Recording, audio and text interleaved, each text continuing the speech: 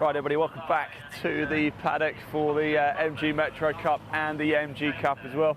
We've just had plenty of time now to digest what happened in that race one. It was hugely dramatic for the Metro Cup. It was birthday boy Tim Shooter who took the honours after huge drama, and in the MG Cup it was Mike Williams. Let's just bring you up the official classifieds. But let's start with the MG Metro Cup. We'll just bring that image on screen. As I just said, Tim Shooter, your race one winner for the Hitford Construction Limited MG Metro Cup. David Javes came home. You can see David Javes' car just there as well. Came home in second place. Richard Garrett, the car behind us here, picking up a podium in third place. Fantastic stuff. Timmy T. Davis in fourth.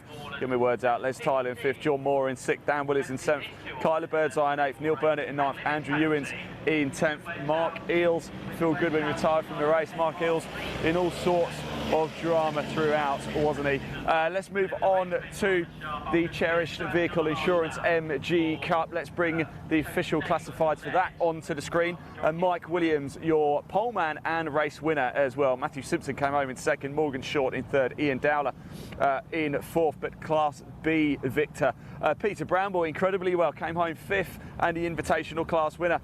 Darren Harris in sixth, Dave Harrison in seventh, Katie Twigger in eighth, Dan Jones in ninth, John Gill in 10th, and the Class A winner as well. Then Jago Keane, Phil Rigby, Stephen Hiley. We did lose Brian Butler, Darryl Davis from that race as well. So huge drama, wasn't it? So we've got another race to come as well in about an hour and a half or so. Let's go catch up. Let's just see, because Phil Goodwin retired from race one. It's just firing up the car. Let's just see if it's okay. Let's grab a quick word with the guys as well, shall we? Happy birthday to you. Congratulations. Thank you very much. It's birthday celebrations for you then today, isn't it? Certainly. It's an interesting race, wasn't it? I still haven't quite got my head round quite what happened there, but you were there when it mattered though, right? Well, just kept out of trouble when I looked a bit and just got home. I think where everybody else had trouble. It certainly did, and it means you're starting pole in race two as well, doesn't it? I believe so, yeah. Can you keep it there? I don't know. We'll give it a go. It's a terrible question, isn't it? Who knows? Yeah, who knows? By the way, this is nice and warm. I might just leave my hand a bit fresh, mate. touch. Congratulations, Tim. Anyway, Phil, how are you doing? Race one didn't quite go to plan. Is everything all right with the car? I hope so, yeah. I haven't found any faults. It restarted, but obviously I think I was in P1 when it went off, and then onto the grass, just pulled off, get out of the way with all the commotions we'd had, keep out of the way, and then got towed back here, wouldn't start, wiggled a few wires and it started. So really? I think it's electrical. Well, I think typical, isn't it? Electrical. Yes. But you're okay to make the grid for race two? I'm just waiting for Emma to come back to see whether I have to start from the back of the grid or from the pit lane. But I'll be out there, yes, for sure. You will be out. Good man. That's fantastic. I'm looking forward to it. Hopefully, get my way through the traffic, hopefully, just enjoy it. Doesn't matter where I finish, but just have some fun. Who knows what's going to happen? Do what Tim did, just stay out of trouble, and hey, you could win it. You never know. I'm blaming Tim for he didn't quite push me off, but he must have cursed me, so I'm blaming him. We were neck and neck. It was fun while it lasted. It was made for fantastic view. In fact, the whole race did. I imagine it was probably quite hectic for you guys behind the wheel of the car, but for us watching, it was fantastic stuff. Yeah, it's warmer. It's warm out there than you think, and it's sticky as well, so it's good. It's good for the cars other than breaking down. So it's my first DNF in this car, so it happens, doesn't it? Get back on the horse and just carry on. Good man. Look, we'll see you out on the grid for race two. Thank you. Right, we're going to head down actually further into the paddock because I know Mark Eales is down there. I want to chat to him. I also want to chat to Dave Harrison as well from the Cherished Vehicle Insurance MG Cup. It's his first weekend out here at Brands Hatch, so certainly kept it out of trouble, did a good job. Managing to get things going. Of course, Mark Eales was the man who started on pole for the Metro Cup. It was high drama indeed, wasn't it? Involved in all sorts of tussles. And as you can see, we've got a lot of noise because the race has just finished up here. And actually, I did hear there was a spin on the last lap by the leader to unfortunately lose the race. But that is motorsport, it does happen, doesn't it?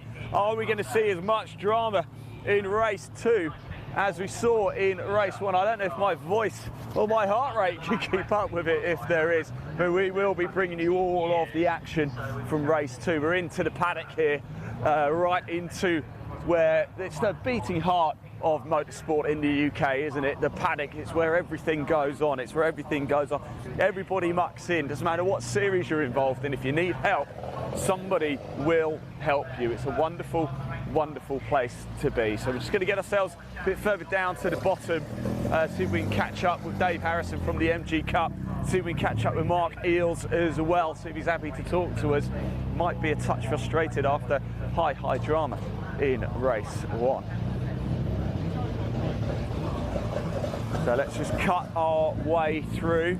It's a bit of a pain, isn't it? Because we've actually got Morgan Short is actually in the garages up there, and we've got half of the Metros and half of the MG Cup down here, and the other half up there, and then 10% of them in the garages. So they couldn't be any further away if we tried. But let's head down and see who we can find to have a little chin wag with before we break off and get ourselves ready to bring you all the action of race 2. If it's anything like race 1, then my word, it's going to be dramatic. You are not going to want to go anywhere, so do stick with us. And of course, delighted to say we will be with the MG Cup and the Metro Cup all throughout the season as well. We'll bring you all the live coverage, all of the action. You won't miss any of it this year. And hey, what a start we've had here at Brands Hatch already.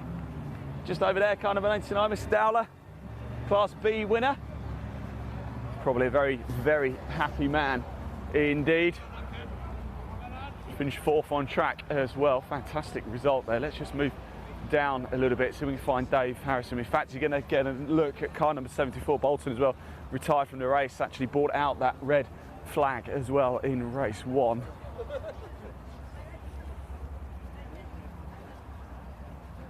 And these are the Bainton Jones Triple M racing cars you're currently looking at the minute. I wonder if Dave is watching us coming down right now. And look, here they are. Here are the 2 Tomcats. Look at them. Dave, how you doing, my friend? Am I right in thinking this is your first time to Brands Hatch? Yeah, first time to Brands Hatch this morning. First lap in qualifying was my first lap ever. Really? Yeah. You couldn't have picked a more dramatic race, but you stayed out of trouble. Yeah, well, that was the idea. Try and just stay out of trouble, keep it clean, bring the car home, yeah. What was it like on track with everybody going sideways or going up, down, left, right? What's it like? What's going through your head? Are you just think about yourself, stay on track? Yeah, kind of that. I mean, it's peripheral, you see everything going on, but it's just frantic. And if you to keep the guys sort of behind you or around you, because everyone's probably got some experience here, whereas I've got none, it's pretty difficult, yeah. How long have you been racing, Dave, just out of interest? This will be my 3rd year now, but I've not been doing full seasons, so just here and there, but I plan to do the full season this I was going to year. say, have you done 3 seasons and never raced at Brands Hatch before? It's incredible. Listen, I take it you're not from down south then? No, I'm from Derby. Right. So Donington's is my local circuit, so that's where I like to go, and that's where I tend to get my better results, put it that way. Well, I think you did a pretty decent job, I have to say, just keeping out of trouble. What's the plan for race 2? Pretty much the same again, I think. Yeah, nice clean race, and hopefully try and keep Kelly behind, but I think that's down. Well, she did a great recovery drive, didn't she, by the way, as well. So that's what we wanted to see. Yeah. Best of luck, Dave. Thanks for talking to us. Best of luck, race 2. We'll see you later. I can see Mark Eales' car down here as well. Let's just get a quick look at the cars, because I'm not so sure Mark Eales is going to be coming out for race 2 either, which is a big shame. Let's just get a little look, see if we can see those. So there's Ian Bolton's car and Mark Eales' car as well. You know, it is motorsport. It does happen. It is the way that these things go. But as you probably can tell, everybody all chips in. It's a real family atmosphere here. Unfortunately, is that it? What happened? Because I mean, I didn't know where to look in that race. It was so hectic. And you, by the way, what a great comeback drive after what happened at the restart? Restart. Obviously, I was pit wall, one side. I think basically tried to squeeze in another 2 cars in where there was obviously room for 2, and tried fitting 3 in really. So. So I had a bit of a coming together, but unfortunately damaged the front, didn't realise, put a small hole in the radiator. Oh no. Carried on, like you say, I went hell for leather, do you know what I mean? And, well, you got back to second. In fact, you were closing Tim down, weren't you? A couple more laps, maybe, might have job done. I didn't notice anything up with the car whatsoever, but the MGF in front that Tim was battling with dropped a load of coolant or oil or something. Yeah. I did see it. I slowed down a bit, obviously not enough. Hit it, spun, stalled the engine, it wouldn't restart, and then realised that it'd been overheating the whole time. So yeah, so it's game over.